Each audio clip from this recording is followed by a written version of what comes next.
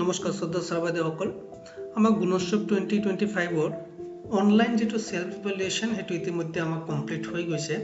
কিন্তু তাত question number serial number 9 আৰু 10 দুটা কোৱেশ্চন আছিল তাত আছিল এটা ষ্টুডেন্টৰ এটেন্ডেন্স লাষ্ট 3 মান্থৰ আৰু টিচাৰৰ এটেন্ডেন্স আছিল লাষ্ট 3 মান্থৰ আৰু হেতু কৈছিল এস পা শিক্ষা সেতু এপ এতিয়া শিক্ষা সেতু এপৰ পৰা আপুনি এই ষ্টুডেন্ট বা টিচাৰৰ ষ্টাফৰ 3 মাহৰ এটেন্ডেন্সটো উলাব নোৱাৰে এস পা শিক্ষা সেতু এপটো এই কাৰণে কৈছে যেহেতু আমি এটেন্ডেন্সটো শিক্ষা সেতু এপৰ জৰিয়তে দিও সেই কাৰণে গতিকে এই ষ্টুডেন্ট আৰু ষ্টাফ মানে টিচাৰৰ এই 3 মাহৰ এটেন্ডেন্সটো আপুনি উলাব হলে আপুনি ক'ত যাব লাগিব শিক্ষা সেতু পৰ্টেলত ঠিক আছে শিক্ষা setu.assam.gov.in যেটো পৰ্টেল আছে ওয়েব লিংক আছে তাত আপুনি যাব লাগিব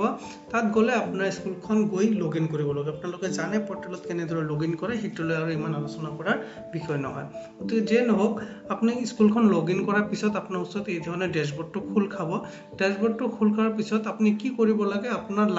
টাৰ্গেট হল যে ষ্টুডেন্টৰ এটেন্ডেন্স লাগে 3 মান্থৰ আৰু টিচাৰ এটেন্ডেন্স লাগে তাৰ কাৰণে আপুনি পনে তলত এই ৰিপৰ্টস বুলি যেটো দিয়া আছে এই ৰিপৰ্টছত যাব লাগিব এই ৰিপৰ্টছত আপুনি যাওক ৰিপৰ্টছত গৈ আপুনি চাব ইয়াত বহুত কেইটা ইয়াত সাব অপচন আছে টিচাৰ এণ্ড ষ্টাফ এনেকে দিয়া আছে আপুনি তলপিনে আহক তলপিনে আহি এটা চাব ষ্টুডেন্ট মান্থলি এটেন্ডেন্স ৰিপৰ্ট বুলি দিয়া আছে এই ষ্টুডেন্টস মান্থলি এটেন্ডেন্স ৰিপৰ্টত আপুনি যাব লাগিব ইয়াত গলে চাব ইয়াত এটো আপোনাৰ ষ্টুডেন্টৰ নামৰ লগত ষ্টুডেন্টৰ ফাদাৰ্স নেম মাদাৰ্স নেম পেৰেন্টছৰ মোবাইল নাম্বাৰৰ পৰা আদি কৰি গোটেইখিনি তথ্য আহিব কোন তাৰিখে এবসেন্ট আৰু প্ৰেজেন্ট আছিল এ মানে এবসেন্ট আৰু পি মানে প্ৰেজেন্ট গতিকে ইয়াত এটো আছে আপোনাৰ জানুৱাৰী মাহৰ যেহেতু লাষ্ট 3 মান্থৰ কথা কৈছে আপুনি ডিসেম্বৰ অক্টোবৰ নৱেম্বৰ ডিসেম্বৰ এই তিনিটা মাহৰ লৈ লব পাৰে গতিকে জানুৱাৰী মাহটো আমি যদি স্কিপ কৰো আমি যদি ডিসেম্বৰলৈ আহিব বিচাৰো তেনলে এই ওপৰত চাওক এটা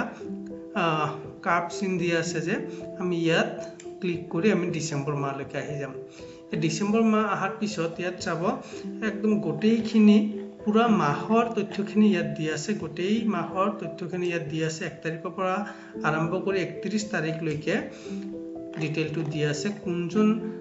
ষ্টুডেন্ট কিমান দিন প্ৰেজেন্ট কিমান দিন এবসেন্ট ডে ওয়াইজ হেতু দিয়া আছে গতিকে ইয়াৰ পৰা আমি এটো চাব পাৰিম আৰু ডাউনলোড কৰিব হলে আপুনি কি কৰিব লাগিব এই ওপৰত যেটো এই যেটো অপচন দিয়া আছে যেটো এক্স বুলি লিখা আছে আপুনি ইয়াত টিপি দিব লাগিব ইয়াত টিপি দিলে লগে লগে এটো আপোনাৰ ডাউনলোড হৈ যাব এই মাহৰ ডাটাখিনি আপোনাৰ ডাউনলোড হৈ গল ঠিক তেনেদৰে আপুনি আকৌ আগফালে যেটো এৰো আছে হেতু যাওক এটা নৱেম্বৰ মাহটো আহি গল এটা নৱেম্বৰ মাহৰ তথ্যখিনি যদি আপুনি ডাউনলোড কৰিব বিচাৰে আকৌ এক যেটো দি আছে ইয়াত যাব ডাউনলোড হৈ যাব সিমিলাৰলি আপুনি অক্টোবৰ মাহলৈকে আহক অক্টোবৰ মাহ আহাৰ পিছতে এক যেটো আছে ইয়াত আকৌ এবাৰ টিপি দিওক এটো আকৌ ডাউনলোড হৈ গল 3 মাহৰ তথ্যখিনি আপোনাৰ ষ্টুডেন্টৰ ডাউনলোড হৈ গল এতিয়া আপুনি যদি এটা শীটত কৰিব বিচাৰে তেনহলে আপুনি এটো কম্পাইল কৰিব লাগিব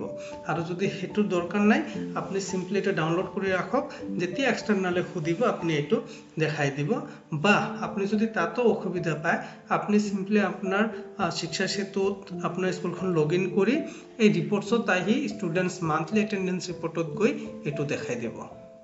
ঠিক আছে এই দৰে আমি ষ্টুডেন্টৰ ডাটাখিনি আমি ডাউনলোড কৰিব পাৰিম আৰু চাব পাৰিম ঠিক তেনেদৰে টিচাৰটো চাব হলে কি কৰিম এই ষ্টুডেন্টৰ তলতে চাওক ষ্টাফ মান্থলি এটেন্ডেন্স ৰিপৰ্ট বুলি দিয়া আছে সেই ষ্টাফ মান্থলি এটেন্ডেন্স ৰিপৰ্টত আমি যাব লাগিব গৈ একে প্ৰসেস আমাৰ ইয়াত যাব ইন টাইম আউট টাইম এই ধৰণে দিয়া থাকিব ওকে জানুৱাৰী মাহ আছে আমি ডিসেম্বৰ মাহলৈকে আহি গলো ডিসেম্বৰ মাহ আহাৰ পিছত ইয়াত একদম ধুনিয়াকে তথ্যখিনি দিয়া আছে কোন দিনাখন কি আছে টিচাৰৰ তো ইয়াত এটো যদি আপুনি ডাউনলোড কৰিব বিচাৰে আপুনি এই এক যেটো আছে ইয়াত যাব টিপি দিব ডাউনলোড হৈ যাব সিমিলাৰলি আপুনি নৱেম্বৰ মাহত আহক নৱেম্বৰ মাহত আহি আপুনি 100 টিপি দিওক এই নৱেম্বৰ মাহৰ গোটেইখিনি ডাটা আপোনাৰ ডাউনলোড হৈ গল লগতে আপুনি অক্টোবৰটো ডাউনলোড কৰিব বিচাৰে অক্টোবৰত আহি এই এক যেটো আছে ইয়াত টিপি দিব ডাউনলোড হৈ যাব আৰু যে কেইটা বস্তু ডাউনলোড হ'ব একেটা আপোনাৰ মোবাইলতে থাকিব আপুনি যেতে ইচ্ছা তেতিয়া এটো চাব পাৰে এটো এক্সেল শীটত থাকিব ঠিক আছে মই এটো কথা আকৌ আপোনালোকক কৈ আছো যদি আপোনালোকে ডাউনলোড কৰিবলৈ অসুবিধা পাই আছে বা ডাউনলোড আপনি কমফৰ্ট নহয় ডাউনলোড কৰি এক্সেলটো আকৌ ওলাই দেখাৰ কাৰণে আপনি একো কৰিব নালাগে আপনি শিক্ষা সেতু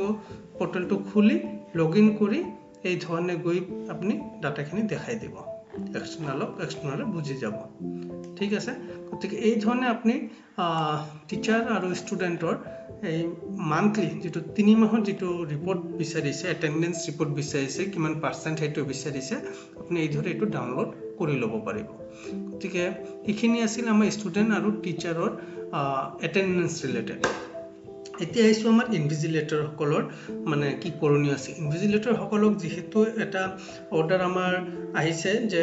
বেলেগ স্কুলত যাব লাগে তাৰ লগতে কিছু ব্লক বা ডিস্ট্ৰিক্টৰ হিচাপতো কিছু ৰিশাফলিং কৰা হৈছে প্ৰয়োজন সাপেক্ষে গতিকে সেই মতে আপোনালোকে নিজৰ অৰ্ডাৰ কপিখন উলাই ল'ব লাগিব অৰ্ডাৰ কপিখন উলাই লৈ যিখন বিদ্যালয়ত যাব তাত গৈ হেতু শো কৰিব লাগিব যে আপোনাৰ ডিউটি পৰিছে বুলি লগতে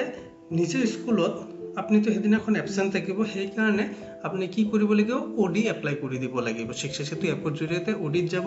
আৰু যদি এপত না যায় আপনি যদি পোৰ্টেলত যাব বিচাৰে তেনে হলে স্টাফ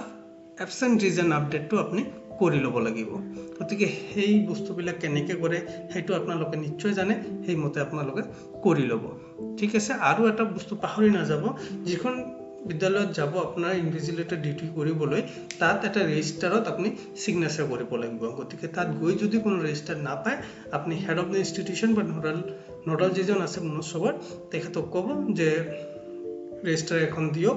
এটেন্ডেন্স কৰিবৰ কাৰণে কাৰণ এটো আমাৰ অৰ্ডাৰ কপি দিয়া আছে গতিকে সেই ধৰণে নিজৰ কামখিনি দায়িত্ব সহকাৰে কৰি লওক এইখিনি আছিল আজি ভিডিঅ'ত পৰৱৰ্তী সময়ত আৰু গুৰুত্বপূৰ্ণ কিছু তথ্য লৈ আপোনালোকৰ মাজলৈ আহিম তেতিয়ালৈকে সকলোৱে সুস্থ থাকক ভালে থাকক ধন্যবাদ